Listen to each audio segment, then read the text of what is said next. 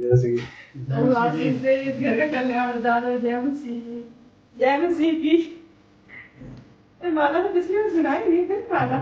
प्रभु आशीष दे, जय मसीह की, हमारी काजल को भी बहुत आशीष दे। इस घर का कल्याण उद्धार हो, एक बार फिर से 2025 में बड़ी आशीष आए, बड़ी आशीष आए, बहुतायत से बड़ी आशीष आए, यीशु के नाम से, नाम में। जय मसीह की बात। जय मसीह की। किशन को भी बहुत बड़ी आशीष मिले और इसका सारा उपवास प्रथम पर बड़ा आया है।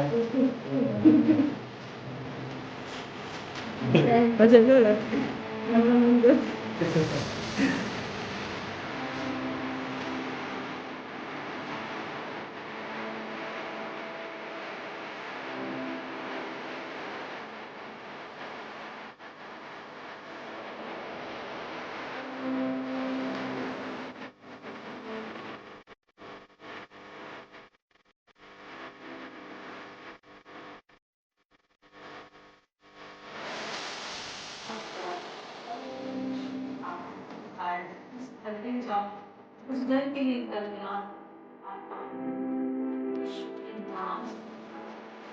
लड़ाई के परिवार के लिए कल्याण मांग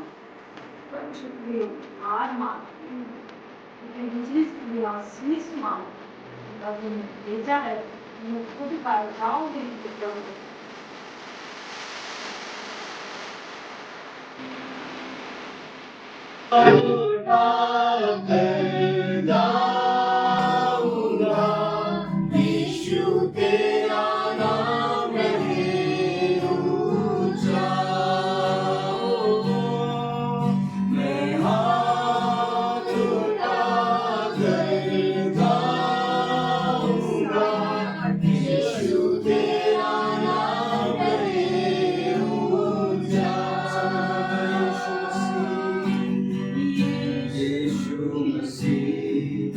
भरोसा मेरा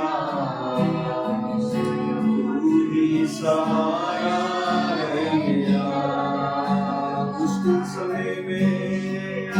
मुश्किल समय में तू ही दिलासा साथ रहेगा तू सदा यीशु मसीह भरोसा मेरा तू ही सहारा है मेरा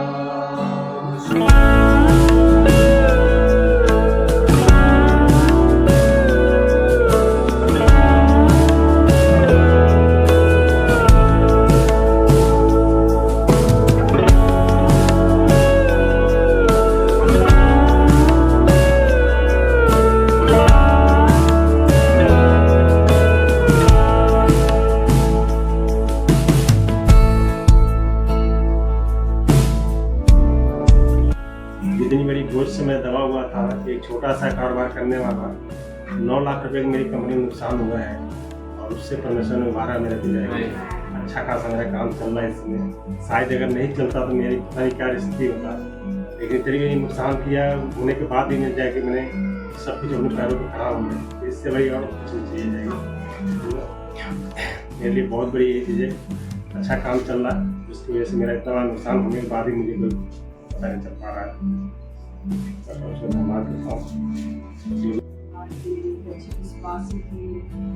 जो प्रभु का आत्मा कहता है जब तक मैं ना चाहूँ कोई भी मेरे बगैर जा नहीं सकता, आ नहीं सकता है। तो प्रभु ने हमें यहाँ भेजा और मैं जब अभी आई थी इसे 2025 में हमारा जो वाली प्रार्थना थी मेरी भी, तो मैंने मन में सोचा कि अब मैं आई गई हूँ तो मैं भाई को बोल दूँ भैया आप आपके यहाँ, लेकिन उन्होंने तुरंत ऐसे करके बोला नहीं मेरा नाम लिखा जो प्रार्थना आपने रखी है।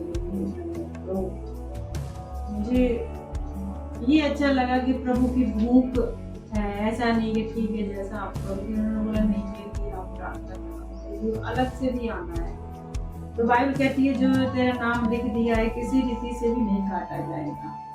तो उसी तरह से प्रार्थना नहीं है, वो आपने आशीष मांग ली है अपने जीवन में कि नहीं फिर से आइए, फिर से प्रार्थना करिए, फिर से परमेश्वर को वो एक स्पेशल समय दिया है और और परमेश्वर का वचन भी कहता है कि प्रभु ने हमारे लिए एक बड़ी चीजें रखी, बड़ी आशीष रखी और एक अच्छा उत्तम देश रखा है। मैंने संडे को भी बोला था कि बस हमें अपने आप को शुद्ध करना है,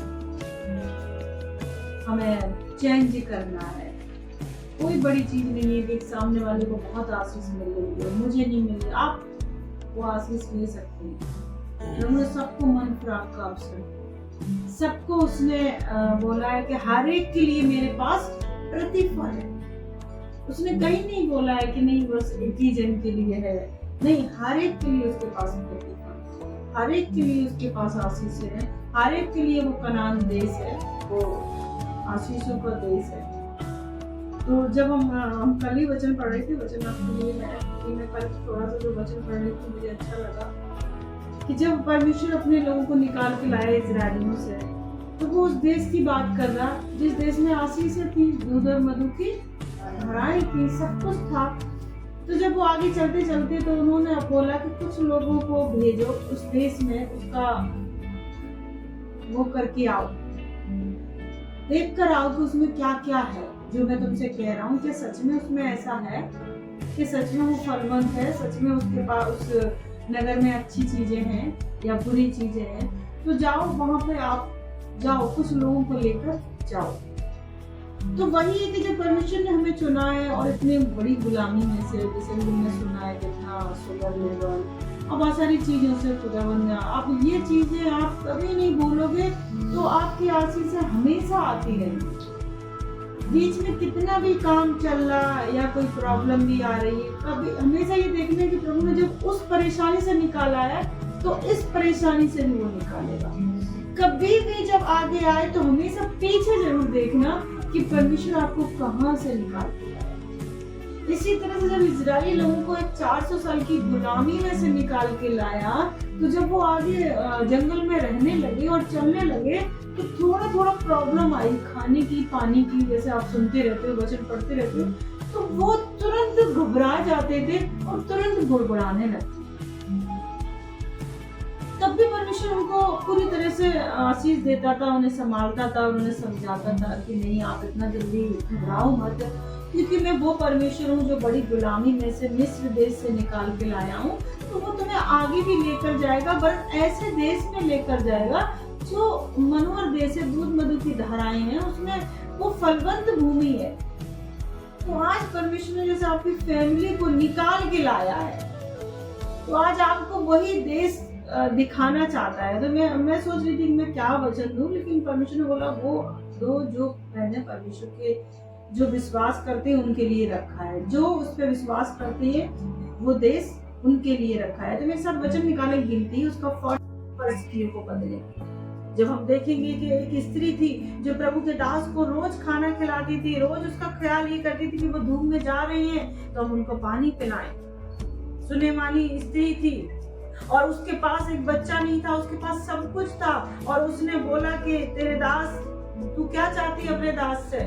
उसने बोला मेरे पास सब कुछ है पर बच्चा नहीं है। उसने बोला ठीक है, मैं बसंत ऋतु में आऊंगा और तुझे एक बच्चा, बेटे की आशीष।